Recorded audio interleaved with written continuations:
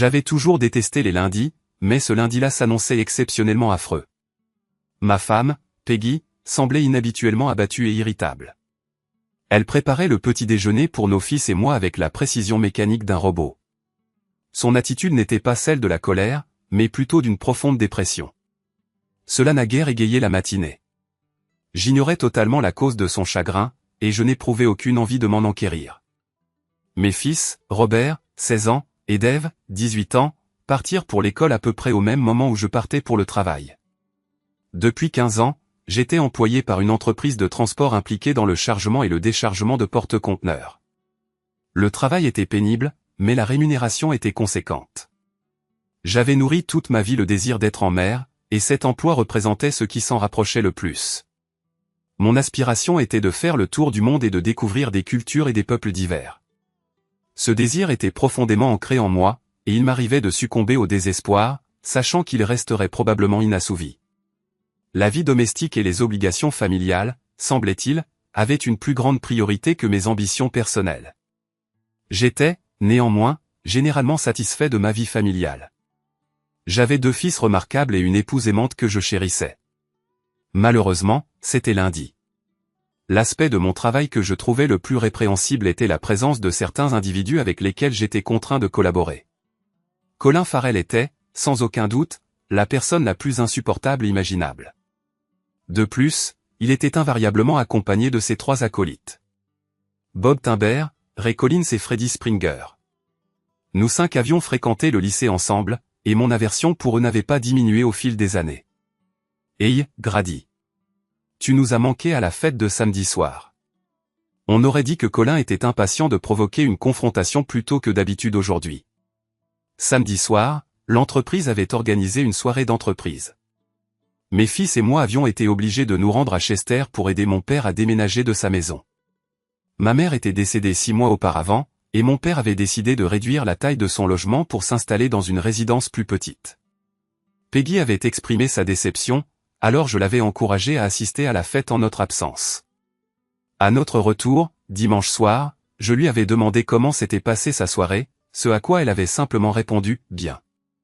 Je me contentais de lancer un regard noir à Colin et rester silencieux.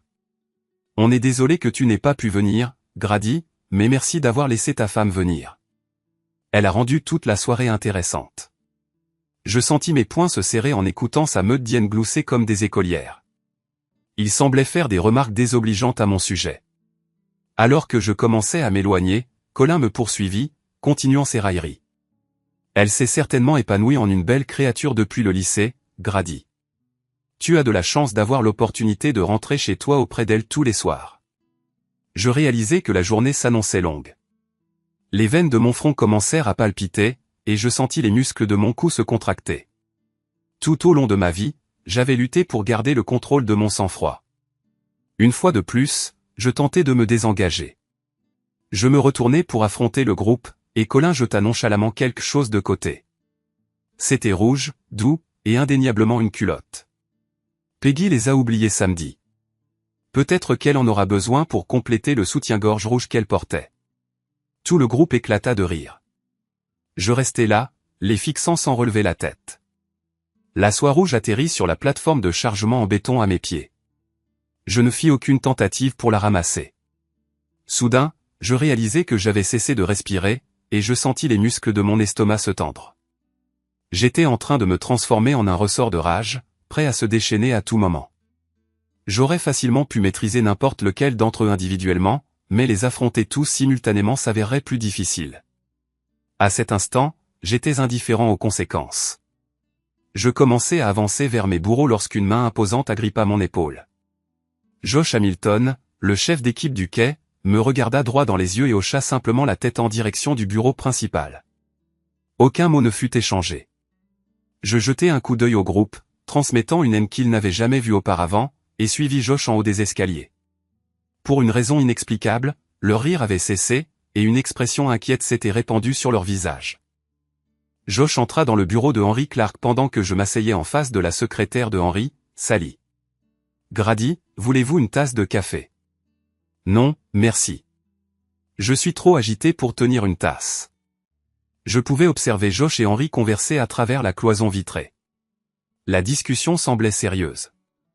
Sally, étiez-vous à la fête samedi soir? Elle hocha simplement la tête. Pouvez-vous me dire ce qui s'est passé? Je n'en ai aucune idée. Peggy n'a pas dit un mot, et je ne sais pas quoi faire. Je ne devrais vraiment rien dire, Grady. C'est une chose dont vous devez discuter avec votre femme. Vous étiez là, Sally. Vous avez été témoin de ce qui s'est passé. Donne-moi juste un indice.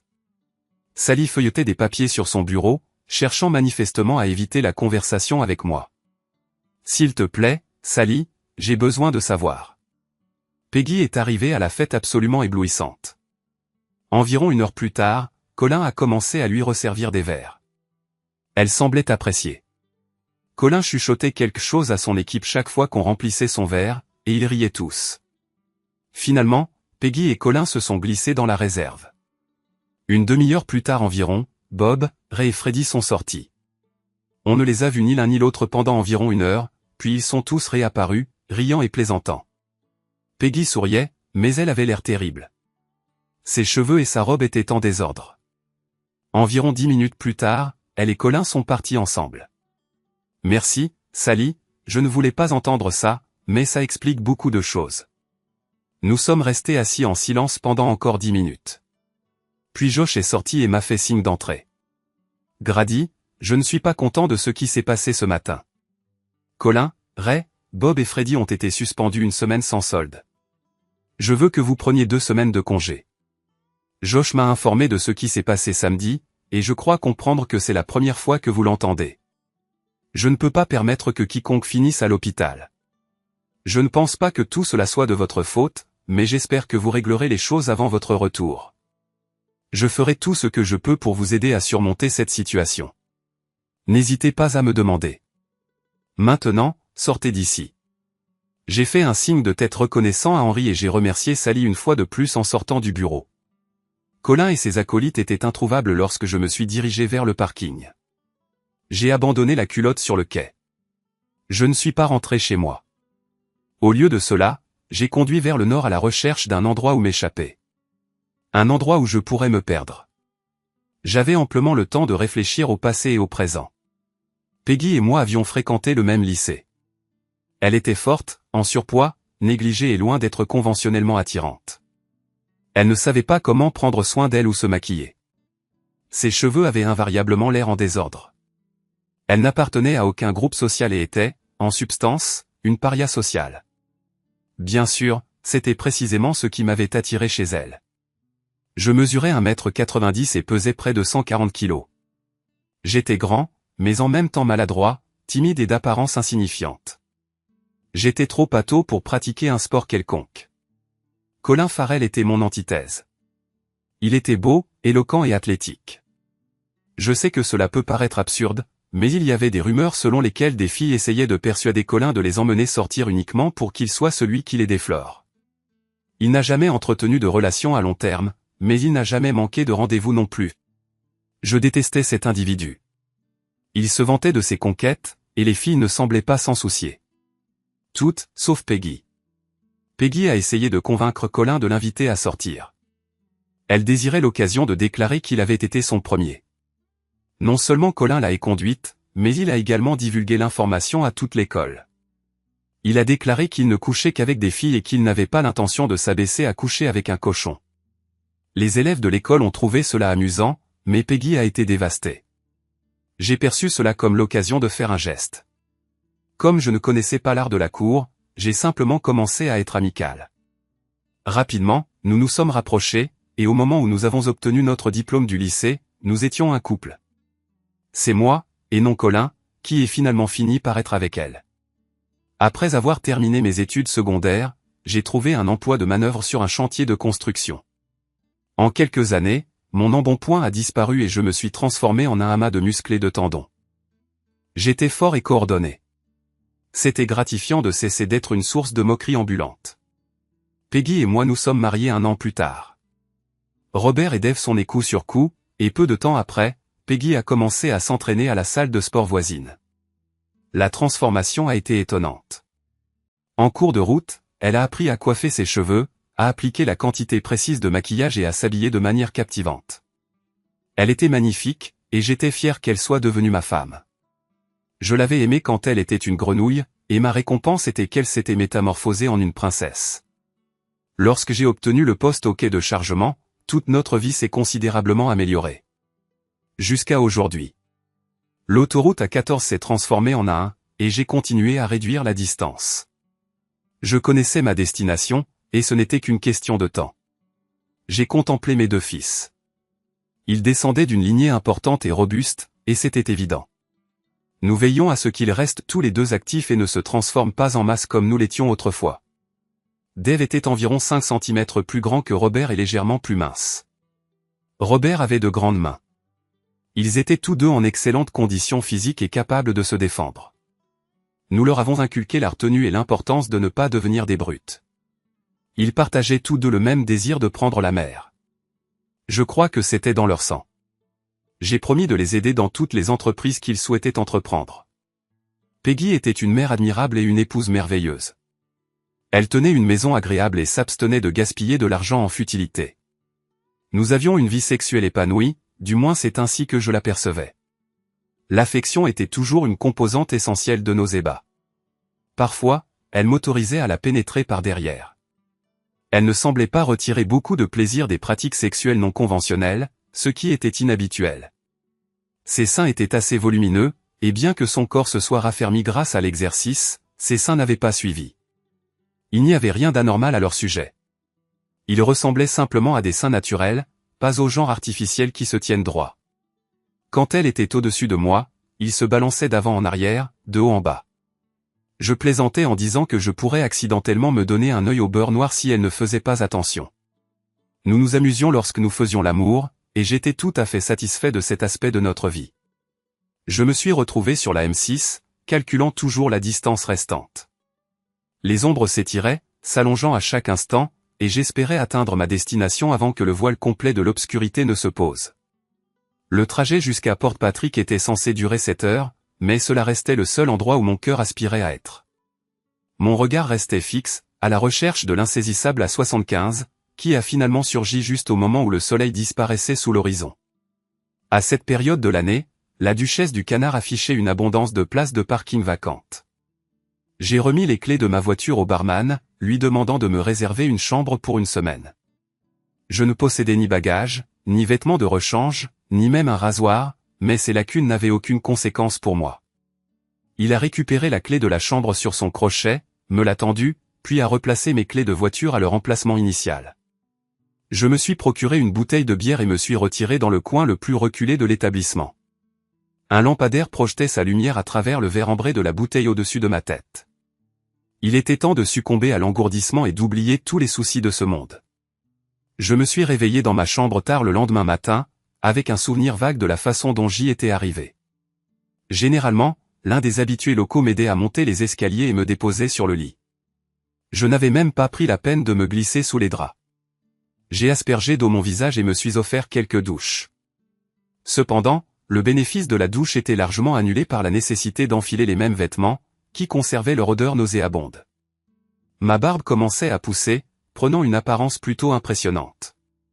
Je n'avais jamais autorisé auparavant la pousse de poils faciaux, et son état actuel était quelque peu déconcertant. Durant mon séjour, ma carte de crédit était vérifiée tous les 2 jours pour maintenir un relevé précis de mon addition qui s'accumulait. Je m'étais complu dans une longue apitoiement sur moi-même, et je commençais à me lasser de ces effets débilitants. J'étais assis là, les yeux vitreux, fixant peut-être pour la 1000e fois la cible de fléchette quand 2 hommes en uniforme sont entrés dans les locaux. Je les ai observés d'un regard détaché. Ils ont engagé un bref échange avec le barman, qui a ensuite hoché la tête dans ma direction. Il a également désigné mes clés, qui étaient accrochées au mur derrière lui. J'ai supposé qu'il me cherchait, une notion qui m'a impressionné par sa perspicacité. Ils ont évité toute tentative d'entamer une conversation. Pendant les 2 heures qui ont suivi, ils n'ont fait que me gaver de café. Grady. Grady Baxter. Pensez-vous pouvoir nous parler? Ai-je fait quelque chose de mal? Nous avons juste besoin de parler. Êtes-vous prêt? Pouvons-nous sortir? Le soleil brillait de 1000 feux, mais tout restait humide. Les pavés qui bordent la rue devant le pub étaient traîtres, et j'ai avancé prudemment vers la digue. Toute la rue descendait en pente, et je me sentais encore un peu chancelant. L'air frais emplissait mes poumons d'un soulagement vivifiant. Bien que je ne sois pas fumeur, l'air à l'intérieur du pub avait été si dense qu'il produisait un effet similaire. Je me suis penché par-dessus la digue en granit et j'ai vomi, le contenu étant principalement liquide. Ayant consommé peu de nourriture solide ces derniers jours, ma tête a commencé à s'éclaircir, et ma vision s'est affinée. Les deux hommes qui m'accompagnaient ont attendu patiemment que je retrouve mon calme. J'ai commencé à ressentir un sentiment de culpabilité pour le dérangement que je leur avais causé.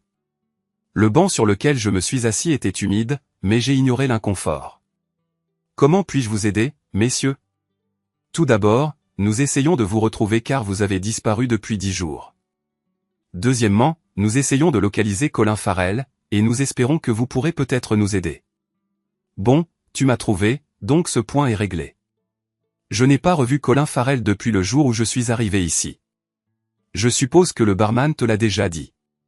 Je n'ai pas quitté l'auberge depuis que je me suis enregistré. Je n'ai aucune idée d'où Colin est, mais je suppose que je le chercherai quand je rentrerai chez moi.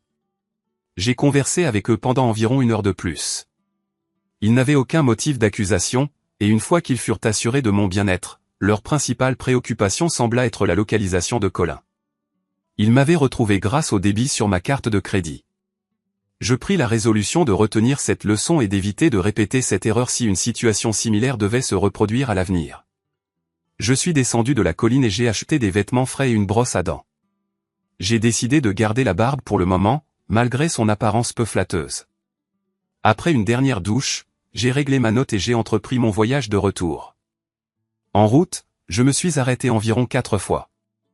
À 2 reprises, j'ai réussi à me procurer quelque chose à manger, mais la plupart du temps, je ne faisais que retarder mon arrivée. Aucune joie particulière ne m'attendait à la maison. Sauf que j'avais très envie de revoir mes garçons.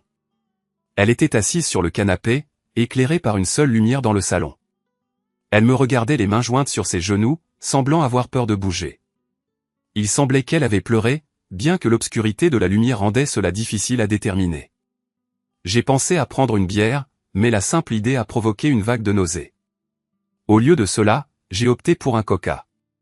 Je me suis installé dans le fauteuil en face d'elle et j'ai attendu qu'elle entame la conversation. Les garçons passent la nuit chez des amis. C'était mon idée, pour qu'on ait un peu de temps pour parler. Pourquoi tu ne me l'as pas dit avant que je ne doive le découvrir par moi-même? Je ne sais pas. Je crois que j'avais peur. Peur de quoi? Je ne savais pas ce que tu penserais ou ferais. J'ai fait quelque chose de stupide et ça m'est revenu en pleine figure. Ça te revient en pleine figure? Qu'est-ce que tu veux dire par là? Tu ne vas pas être fâché contre moi, n'est-ce pas, Grady? Je ne sais pas, ce serait probablement mieux si tu me disais la vérité. Mais on devra attendre et voir. Grady, tu te souviens de ce que Colin m'a fait au lycée? Oui. J'ai envie de me venger de lui depuis lors. C'est arrivé. Samedi soir à la fête, ça m'a semblé être le bon moment. Alors j'ai tendu un piège. Ce n'est pas l'histoire que j'ai entendue. Écoute-moi, Grady. Comme je l'ai déjà dit, ça s'est retourné contre moi. Je m'étais bien habillé et Colin a commencé à me draguer. Je l'ai laissé croire que ça marchait, et il m'a suggéré d'aller dans le débarras. On s'est un peu embrassé parce que je devais faire ça pour l'exciter. Au bout d'un moment, il tripotait mes seins, mais je n'avais pas de soutien-gorge. J'ai enlevé ma culotte et je l'ai agitée devant son visage pour le taquiner et m'assurer qu'il était excité. Pourquoi tu as fait ça? À quoi tu pensais? Je voulais me venger de lui. Je voulais lui faire payer l'humiliation qu'il m'avait infligée. Bref, j'ai remarqué la bosse dans son pantalon. Alors je lui ai dit de l'enlever pour qu'on puisse s'amuser. Il a baissé son pantalon et son slip. Et puis j'ai fait quelque chose qu'une fille ne devrait jamais faire. Bon. Qu'est-ce que tu as fait, bordel? Je l'ai pointé du doigt et j'ai commencé à rire. Je lui ai dit que c'était une pitoyable excuse de virilité. Et que je ne laisserais jamais personne avec une si petite chose avoir des relations sexuelles avec moi. Alors que je me moquais de sa virilité, elle a commencé à rétrécir jusqu'à ce qu'il ne reste plus qu'une petite chose molle. C'était dégoûtant, mais approprié dans les circonstances. Continue. Je me suis ressaisi et j'ai ouvert la porte pour partir. Bob, Ray et Freddy attendaient dehors. Apparemment, Colin leur avait dit qu'ils auraient quelques secondes après qu'il en ait fini avec moi. Et ils attendaient patiemment leur tour.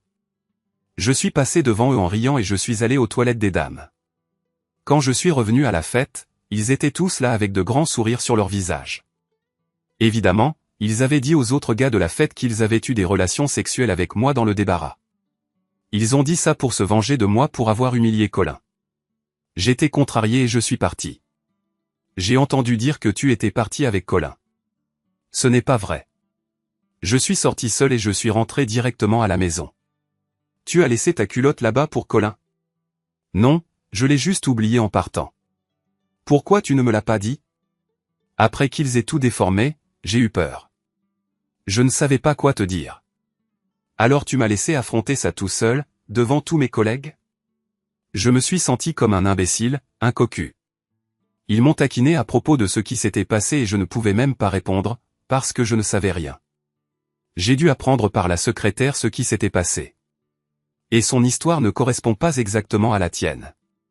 Elle n'était pas là. Moi, oui. Je t'ai dit ce qui s'est passé. Putain, Grady, je suis ta femme. Tu es censé me défendre et me soutenir. Peggy a éclaté en sanglots et s'est retirée dans la cuisine. Je suis resté assis avec mon coca, l'observant alors qu'elle s'appuyait contre la table en plastique, pleurant doucement. Je l'aimais plus que tout au monde. Elle était la seule fille qui ait jamais compté pour moi. Elle me racontait toutes sortes d'absurdités et jouait à la plombière. Peggy avait bien l'intention de sauver son mariage. Sally, à l'inverse, n'avait aucune raison concevable d'inventer son récit. Je sentais monter en moi l'envie pressante d'interroger Peggy sur chaque incohérence de son histoire, mais je me suis finalement retenu. Je ne pouvais pas changer les événements passés, et forcer Peggy à avouer quelque chose contre son gré serait vain. Je voulais sincèrement connaître la vérité. Mais j'ai décidé de ne pas l'extraire par la force. J'ai choisi de laisser les choses en suspens et de lui permettre de retrouver son calme. J'ai pris une autre douche, puis j'ai rejoint ma femme au lit. Elle a posé sa tête sur mon épaule, m'a murmuré son amour, et nous nous sommes tous les deux endormis. Il me restait encore quelques jours avant de reprendre le travail. Les garçons étaient contents de me voir, bien qu'ils me semblassent un peu distants. J'ai proposé une excursion à Londres, ce qu'ils ont accepté avec enthousiasme. Peggy semblait heureuse de voir les hommes de sa famille se rapprocher. Pendant notre voyage à Londres, j'ai appris que les deux garçons avaient été renvoyés de l'école. Pour s'être battus, une pratique strictement interdite dans notre famille. À contre-cœur, ils m'ont expliqué que le comportement de leur mère à la fête les avait profondément affectés, et qu'ils avaient décidé d'y mettre un terme. Quelques garçons braillards s'étaient retrouvés avec des dents en moins et des yeux au beurre noir. Ils avaient caché cette suspension à leur mère, mais ils me demandaient une explication concernant la fête. J'ai remis la discussion à plus tard. Nous avons visité la Maritime and Coast Guard Agency. J'ai demandé à déposer 3 candidatures, au grand plaisir des garçons. Remplir les formulaires a pris 1 heure. Je possédais tous les documents requis, y compris les actes de naissance et les passeports. Après que chacun de nous a subi une brève entrevue. On nous a remis des formulaires médicaux à faire remplir par un médecin. Nous avons dîné chez Wagamama, puis nous sommes rentrés à la maison. Il a été convenu que rien ne serait divulgué à leur mère, ni à aucun ami. Les examens médicaux ont été effectués le lendemain, ne nous laissant rien d'autre à faire qu'attendre. J'avais toujours chéri Peggy. Elle était la seule fille que j'ai jamais aimée. Elle était la seule fille avec qui j'ai jamais couché. En fait, elle était la seule fille que j'ai jamais embrassée. J'avais du mal à comprendre qu'elle ait pu s'abaisser à de telles bassesses. Je considérais ses actions à la fois comme insignifiantes et inexcusables. Néanmoins, je restais ouvert à la possibilité de lui accorder une chance, à condition, toutefois peu probable, que son récit puisse être étayé. Cependant, la probabilité que cela se produise était extrêmement faible. Avant la fin de la semaine, elle a effectivement scellé son propre sort. Peggy, pendant ce temps, était exceptionnellement attentionnée. Elle évitait soigneusement toute mention de la fête, ou toute allusion à des sujets qui s'y rapportaient. Le sujet de mon voyage à Portpatrick n'a jamais été abordé. Elle s'efforçait par tous les moyens de ramener notre vie à son état antérieur. Ce soir-là, elle a fait preuve d'une affection inhabituelle. Une fois au lit, elle s'est placée au-dessus de moi et nous nous sommes livrés à une étreinte physique pleine de jeu. Cela a continué jusqu'à ce que je succombe à l'épuisement. Elle s'est alors décalée sur le côté, et nous sommes restés endormis jusqu'au lendemain matin. Le jour suivant, au petit déjeuner, j'ai été stupéfait par l'audace de sa proposition. Grady, commença-t-elle, j'y ai réfléchi. J'aimerais avoir un autre enfant. C'est alors que j'ai compris le motif sous-jacent à ces démonstrations d'affection de la veille. Pour apprécier pleinement l'absurdité de sa déclaration, quelques informations de contexte sont nécessaires. Pendant plusieurs années après la naissance de nos fils, Peggy avait pris des contraceptifs oraux. Il y a environ 3 ans, elle a commencé à exprimer des inquiétudes quant aux effets indésirables de ces pilules. Je m'abstiendrai d'entrer dans les détails, mais elle souffrait d'une série de problèmes gynécologiques qui étaient soit déclenchés, soit exacerbés par le médicament. Par conséquent, elle avait décidé d'en interrompre l'utilisation. Nous n'avions utilisé aucune autre méthode de contraception. Plus tard, alors que je consultais un médecin au sujet d'un problème avec un tensiomètre, je me suis renseigné sur la possibilité de subir une vasectomie et, en 20 minutes, j'étais devenu stérile. Je n'ai jamais divulgué cette information à Peggy, car je ne voyais aucune raison impérieuse de le faire. Depuis 3 ans, Peggy et moi avions des rapports sexuels non protégés. Peggy ne s'est jamais renseignée, ni n'a semblé se demander pourquoi elle ne tombait pas enceinte. Et maintenant, sans crier gare, elle exprimait le désir de faire apparaître un bébé comme par magie. Soit elle me prenait pour un imbécile fini, soit elle-même était d'une naïveté incroyable. Je la regardais avec étonnement. Je pense que ce serait merveilleux, ma chérie, ai-je répondu. En tant qu'homme, ma connaissance de la grossesse est limitée. Cependant, étant donné que près de 3 semaines s'étaient écoulées depuis la fête, il y avait une forte possibilité que Peggy ait manqué ses règles et tentait de dissimuler ses actes. Cette révélation éclairait toute la situation sous un jour complètement différent. En conséquence, je résolus de modifier mes plans.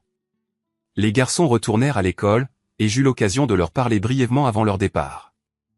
Ils semblaient avoir une meilleure compréhension de ma situation avec leur mère que je n'en avais moi-même. Savoir que j'avais leur soutien, quel que soit le résultat, était une source de réconfort. Incertain de ce que l'avenir me réservait, je consacrai la majeure partie de la journée à localiser Colin Farrell.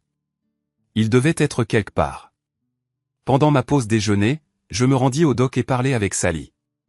Bob, Ray et Freddy avaient repris le travail, mais elles n'avaient aucune information concernant le lieu où se trouvait Colin. Des rumeurs circulaient selon lesquelles ils craignaient que je ne cherche à me venger. Cela semblait illogique, étant donné mon caractère généralement pacifique, j'évitais la zone de travail pour prévenir toute rencontre avec mes 3 adversaires. Ce jour-là même, je me rendis au cabinet d'un avocat local et entamai la procédure de divorce d'avec Peggy. Bien que je n'ai aucune envie de lui infliger de la douleur, je ne pouvais plus envisager un avenir en vivant à ses côtés. Les garçons étant bientôt indépendants, je ne voyais aucune raison de rester. Le seul problème non résolu qui continuait à me tourmenter était le besoin d'exprimer ma gratitude à Colin et à ses associés pour le rôle qu'ils avaient joué dans la dissolution de mon mariage. Bien que je reconnaisse que Peggy portait la responsabilité principale, je me trouvais incapable de la punir. Ses amants, cependant, seraient tenus responsables de leur manque de clairvoyance. Freddie Springer, bien que marié, fréquentait régulièrement Mac Murray pour boire une bière avant de rentrer chez lui.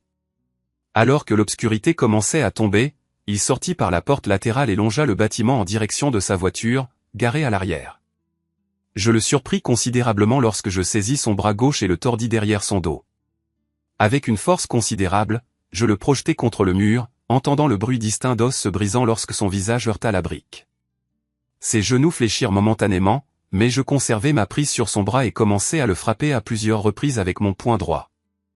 Alors qu'il s'affaissait, mes coups atteignirent une partie plus haute de son corps, et j'entendis ses côtes craquer. Je dus le frapper une 20aine de fois avant que son bras ne devienne mou dans l'articulation de l'épaule. Je le déposai sur les pavés juste au moment où un groupe d'individus émergeait de la ruelle.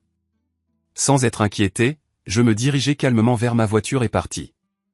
2 heures plus tard, je me retrouvai assis au poste de police. Peggy avait récemment mis la maison en vente pour couvrir ma caution et était en train de remplir les papiers nécessaires.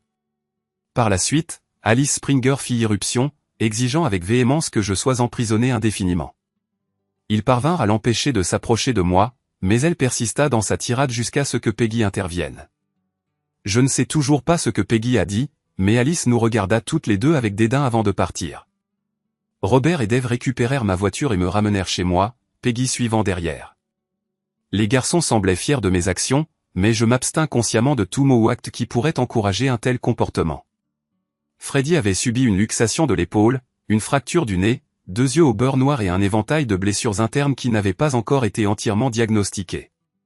4 côtes avaient été cassées, mais heureusement, aucune n'avait perforé un poumon. Peggy et moi n'avons pas discuté de l'incident à notre retour à la maison. Pour la première fois en 20 ans, j'ai dormi sur le canapé. Cependant, je ne m'y suis pas opposé. Le lendemain matin, je me suis réveillé tôt, essayant de déterminer ma prochaine ligne de conduite. L'Osaka-Maru était en train de décharger sa cargaison à Felixstowe. Le capitaine, José Costa, un individu agréable, s'est dit prêt à m'accueillir à bord. Une fois que j'aurais obtenu les documents nécessaires, je m'engageais à le contacter plus tard dans la semaine. Sur le chemin du retour, je me suis arrêté pour faire le plein de ma voiture. Juste au moment où j'avais terminé, j'ai remarqué quelqu'un s'approcher de moi rapidement. Je me suis retourné à temps pour voir Ray Collins me frapper sur le côté gauche avec une planche de bois. Le bois a effleuré mon bras gauche avant de fracturer plusieurs côtes. J'ai plissé les yeux et me suis plié en deux sous l'agonie.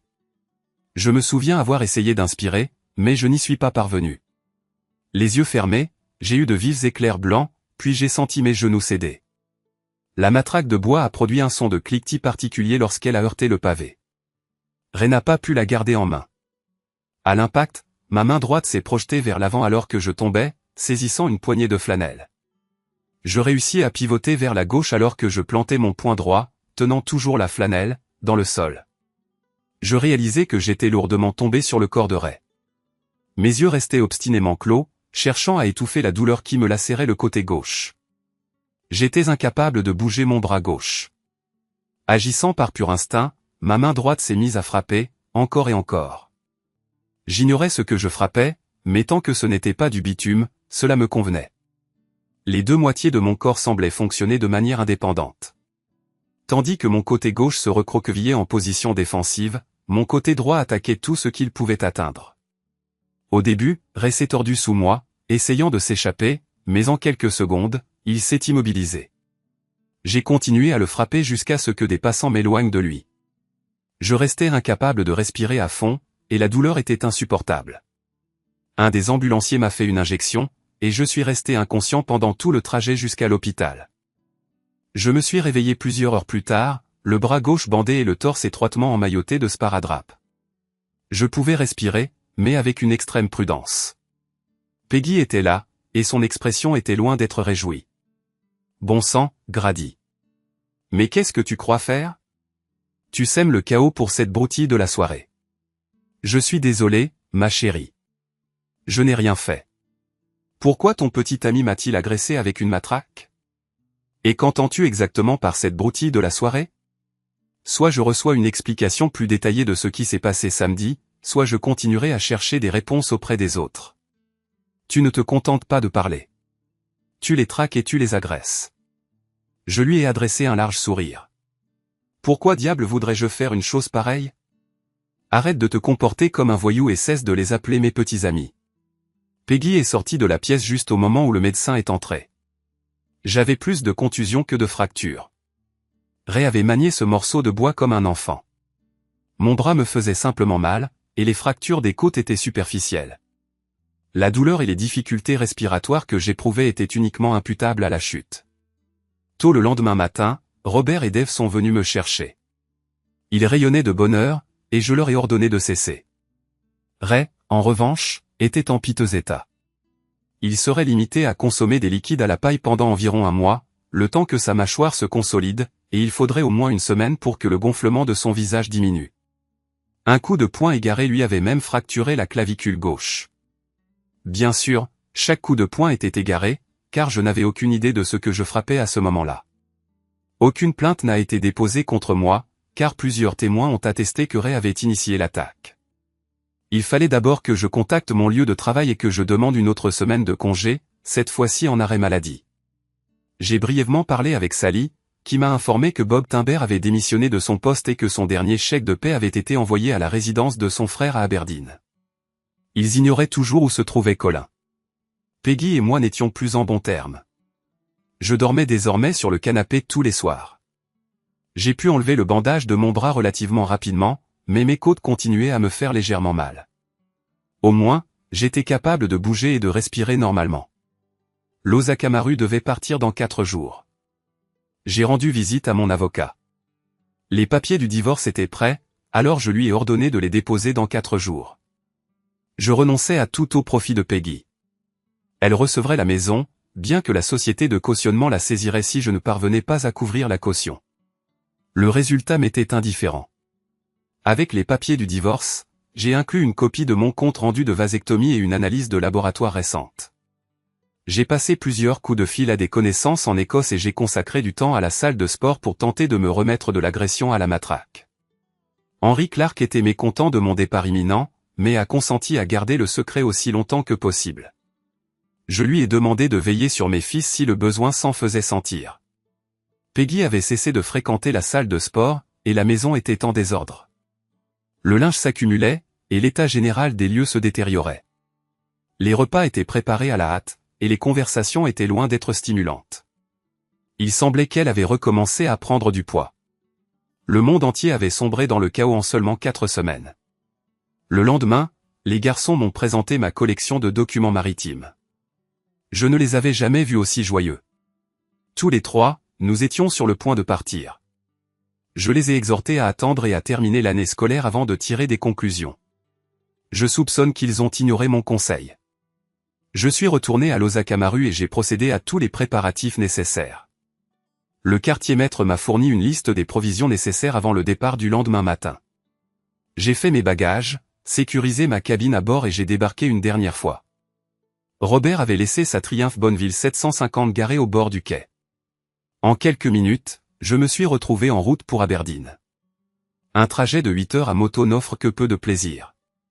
La Triumph vibrait tellement fort qu'il était impossible de lire le compteur kilométrique. Le moteur fonctionnait parfaitement. La météo était de notre côté, mais j'étais quand même soulagé à mon arrivée. Mes connaissances avaient localisé Bob Timber et élaboré un plan pour l'inviter au Four Crown.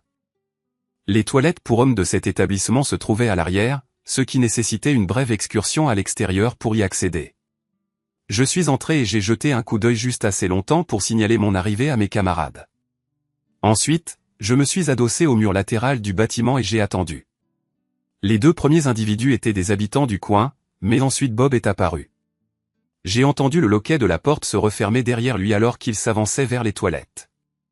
J'ai saisi son bras droit, imitant ce que j'avais fait avec Freddy, et j'ai forcé sa tête contre la façade en pierre du bâtiment tout en le propulsant dans la ruelle. Durant ce mouvement, tout son visage a frotté contre la pierre, le faisant trébucher. Je l'ai traîné sur une quinzaine de mètres avant de le repousser contre le mur. Il a émis un mélange de gémissements et de cris de douleur. Dans la faible lueur du lampadaire, j'ai observé que son orbite droite était inondée de sang, et tout le côté de son visage n'était qu'une immense abrasion. « Ne me tue pas, Grady. S'il te plaît, ne me tue pas. Je suis désolé. Je suis désolé. » Je n'avais aucune intention de mettre fin à ses jours, mais je ne voyais aucune raison de le lui dire. « Je vais te donner un choix, Bob. Raconte la vérité sur tout ce qui s'est passé à la fête, et je te laisserai vivre. Mens-moi, et tu mourras. Compris? Compris.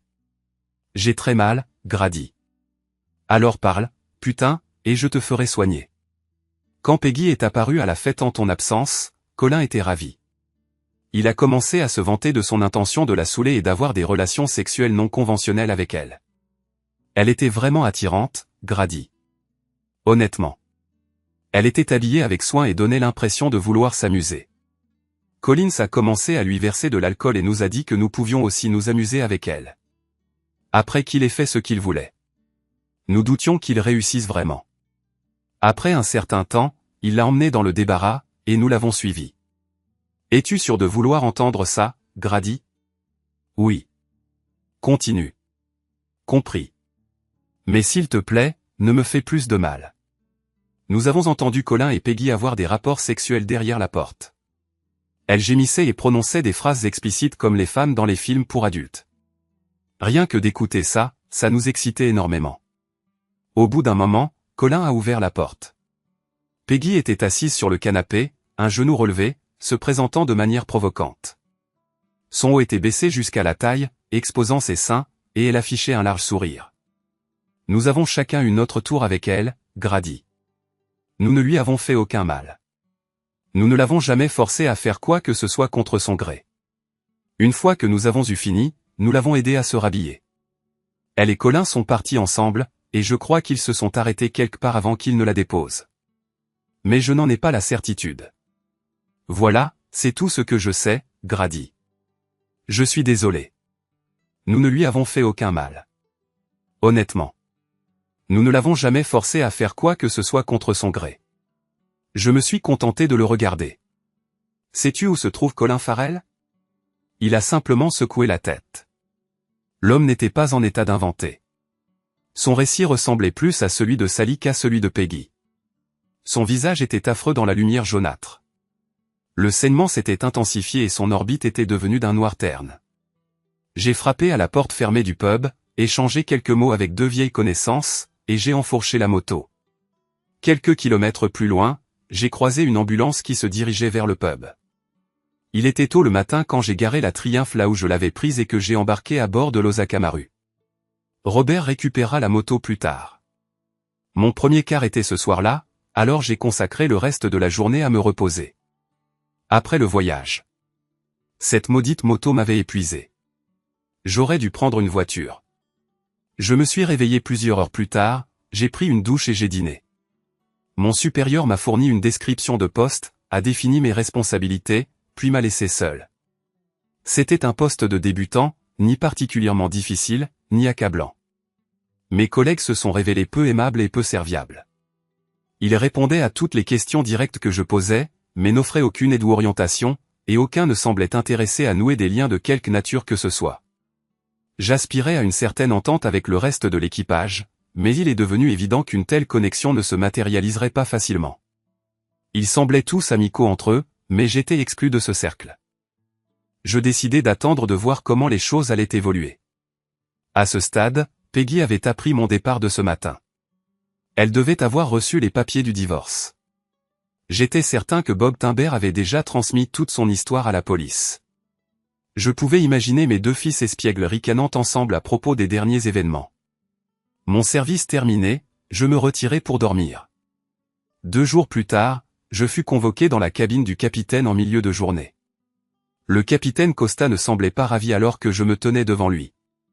Monsieur Baxter, la Marine royale a demandé l'autorisation de faire atterrir un hélicoptère sur l'Osaka-Maru afin de vous ramener sur le continent.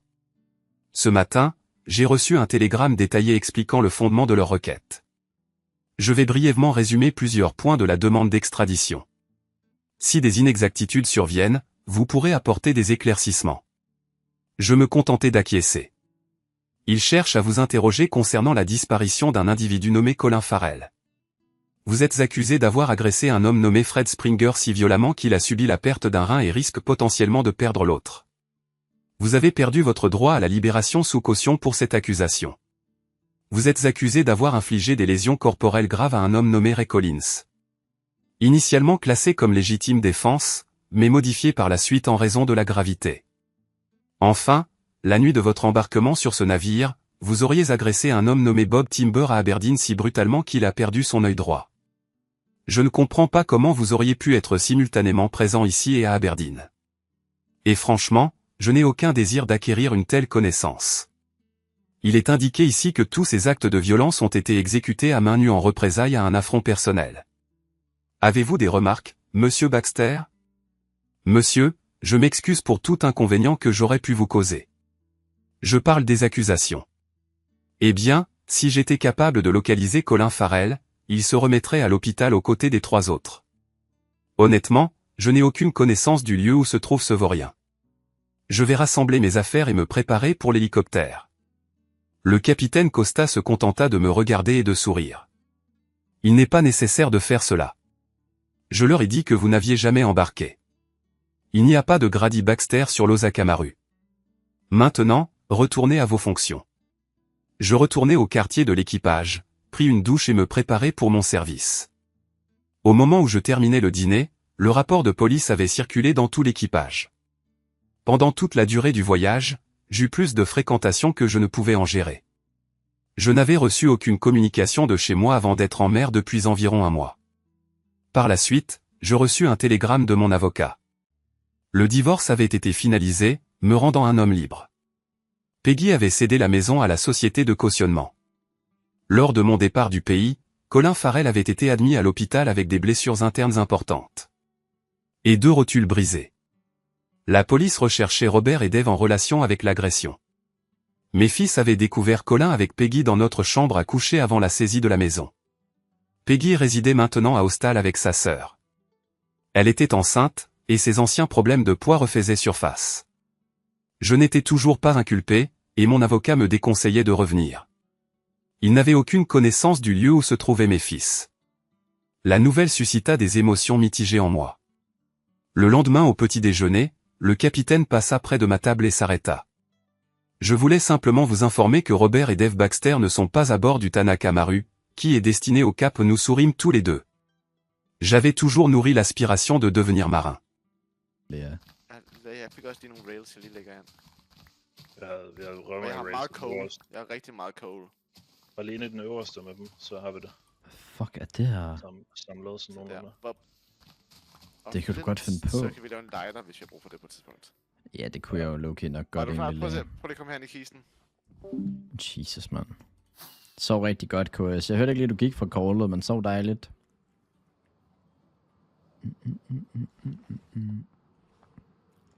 5 gifter, vi laver 12 timers.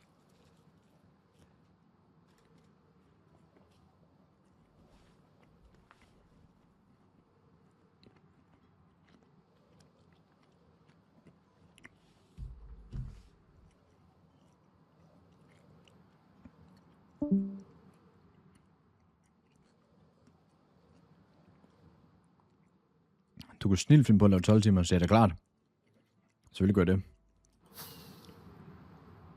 Altså, jeg er nu kørt, eller fløjet, eller sejlet, eller hvad man siger. 20.000 blocks fra spawn. Og vi er stadigvæk ikke i nærheden af at få det biome, jeg leder efter. Så nu hætter jeg øst på. Oh shit, ej det var irriterende, det er også waste of rockets. Og så ser vi, om der sker noget i den retning i stedet for.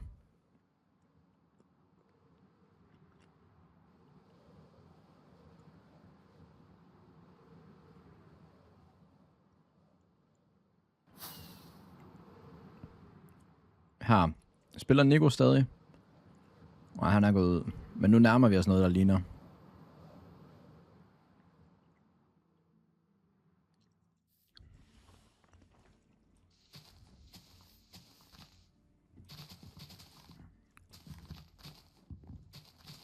Jeg skulle have saplings med.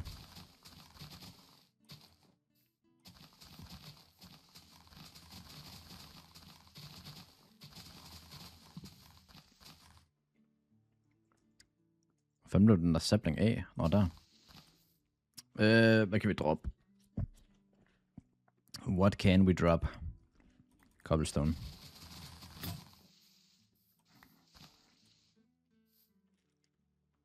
Miss. Nu, jeg siger lige noget, ikke? Altså, jeg magter ikke noget irriterende i dag. Så Havgård, Miss, Trash. Vi ikke bare enten stoppe med at skrive, eller tage os sammen. Det kunne være dejligt.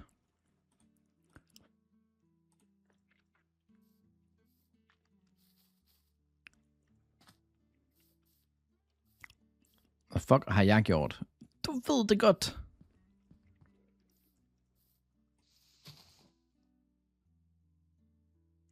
Hvad kan jeg gøre her? Kan jeg lave en shears, og så bare tage en masse leaves med, og så håbe på det nok?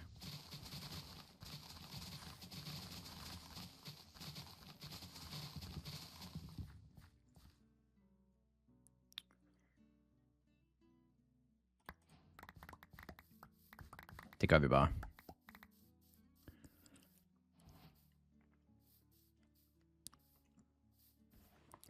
Mors jeg uskyldig i dag. Ja, men det er du kun indtil at folk som Miss og Trash joiner.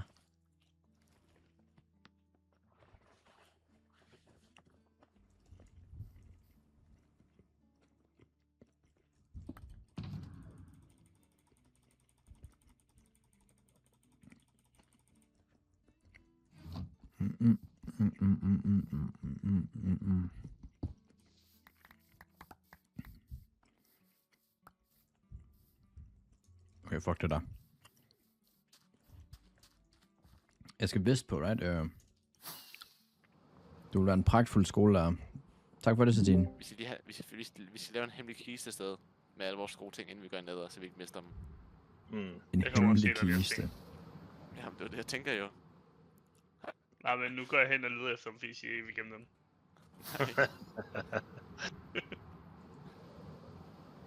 Han er her ikke nu. Kom. Shit. Nej, han er her allerede. Nej, det er sidestep. Er det lige hvad er det lædersko, jeg skal bruge her, eller hvad? Øj, prøv at se her. Kom med. Og han giver mig ting. Hvad er det? Ja, En der Storm må være en Wake ged der, det er også det, jeg håber. Mere guld. Hvor får du så meget guld fra? Jeg skulle lave den der bue. Det kom jeg sgu da fra. Jeg tager lige det her med, så jeg får unlimited sne. Kan vi lave pile og sådan noget, eller er det helt... Jeg har ikke